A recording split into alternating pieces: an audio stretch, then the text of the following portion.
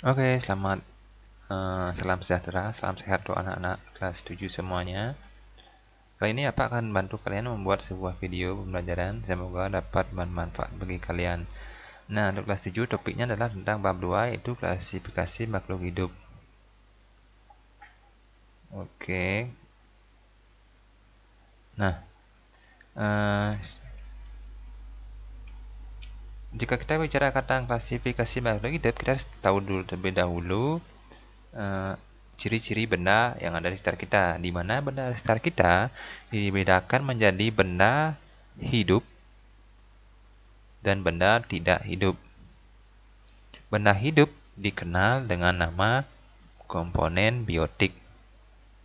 Sedangkan yang tak hidup, benda tak hidup, dikenal dengan nama abiotik. Nah, yang hidup jelas benda hidup gampang, yaitu semua jenis makhluk hidup. Semua jenis makhluk hidup, tumbuhan, hewan, manusia, semuanya. Sedangkan yang tidak hidup, nah dibedakan kembali berdasarkan sifat dan cirinya. Ada yang tak hidup alami, ada yang buatan. Yang alami itu memang dari alam, alamiah, seperti tanah, batu, pasir, dan logam. Sedangkan yang buatan, yang dibuat atas campur tangan manusia, seperti meja, kursi, mobil, robot, dan sebagainya. Itu untuk benda tak hidup. Nah, ciri-ciri makhluk hidup ada yaitu bergerak. Makhluk hidup bergerak, kemudian peka terhadap rangsangan seperti malu dan sebagainya, kemudian bernapas, kemudian beradaptasi, memerlukan makan.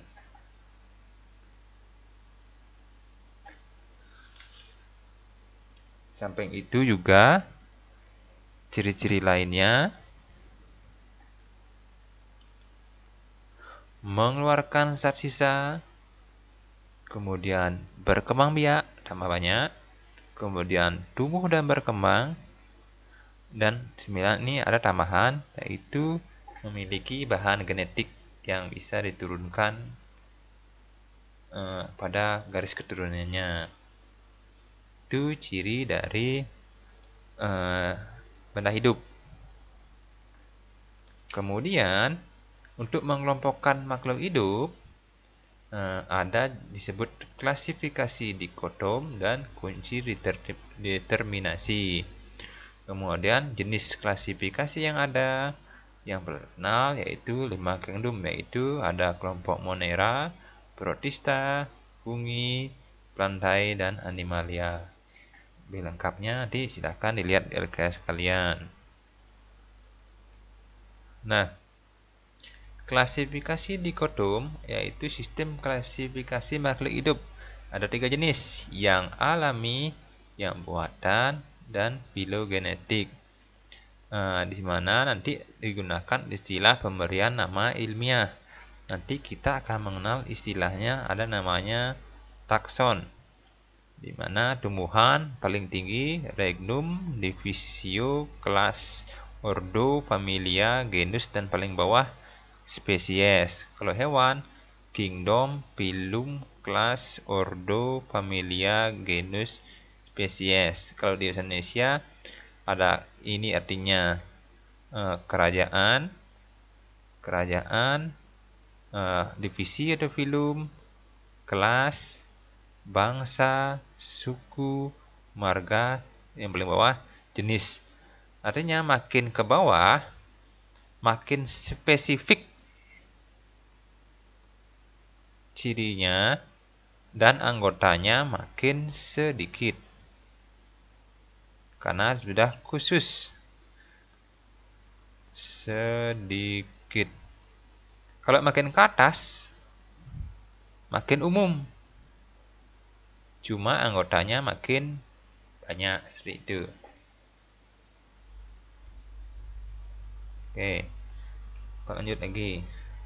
Ini kunci determinasi bermanfaat Kunci ini bermanfaat untuk menentukan jenis kelompok atau nama hewan yang belum diketahui. Ini sistemnya. Cara penggunaannya, misalkan ada tumbuhan, kita cari misal tumbuhan tertentu. Misalnya kita menemukan sebuah tumbuhan. Ada tumbuhan X. Kita lihat pertama, nomor 1. Apakah dia berbiji atau berspora? Oh, ternyata dia berbiji. Berarti dari nomor 1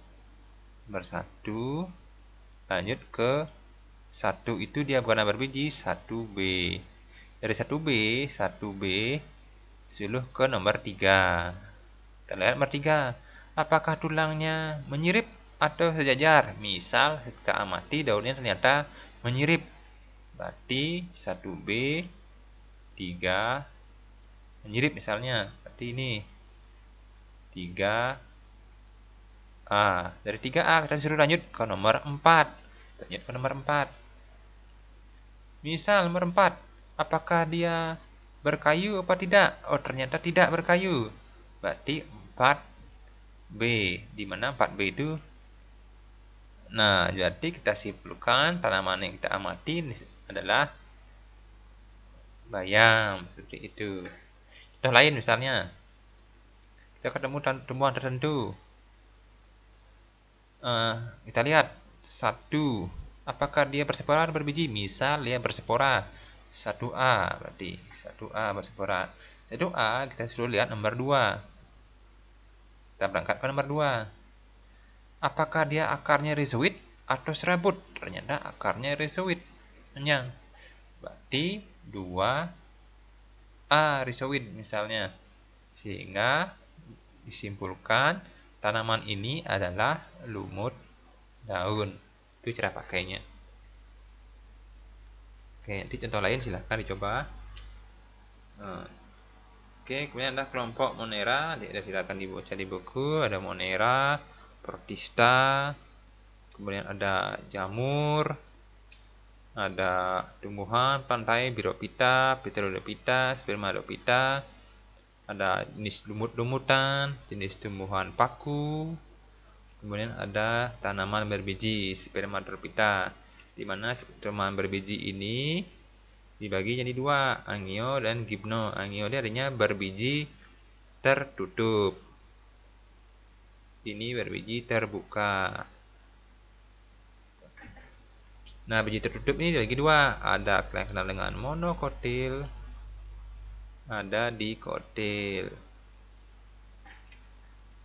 Nah, perbedaan antara gimno yang terbuka, berbiji terbuka dengan berbiji tertutup seperti ini.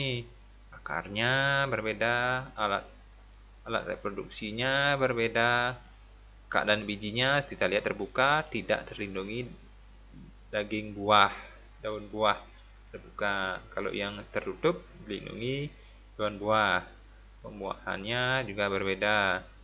Jenis tumbuhan yang terbuka misal pinus, cemara, belinju. Sedangkan yang tertutup ada anggrek, kamboja, padi, mangga. Si mangga tidak tahu ya, buah mangga bijinya itu dibungkus oleh dagingnya.